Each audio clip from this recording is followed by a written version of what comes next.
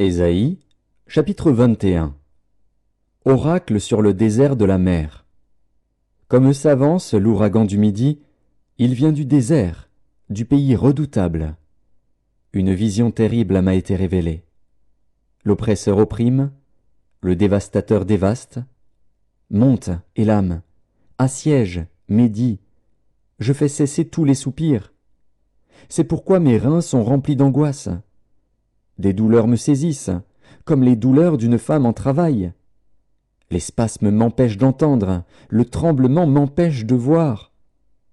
Mon cœur est troublé, la terreur s'empare de moi. La nuit de mes plaisirs devient une nuit d'épouvante. On dresse la table, la garde veille, on mange, on boit. Debout, prince, oignez le bouclier. Car ainsi m'a parlé le Seigneur. Va, place la sentinelle, qu'elle annonce ce qu'elle verra.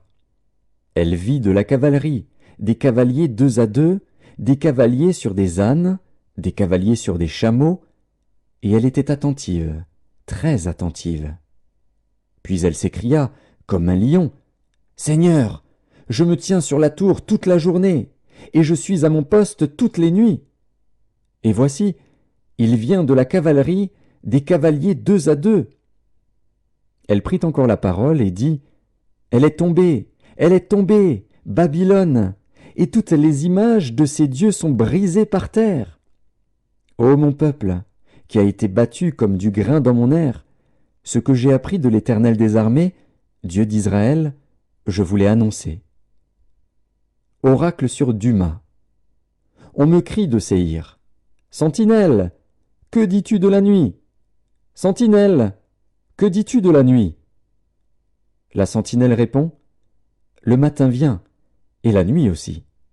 Si vous voulez interroger, interrogez, convertissez-vous, et revenez. » Oracle sur l'Arabie.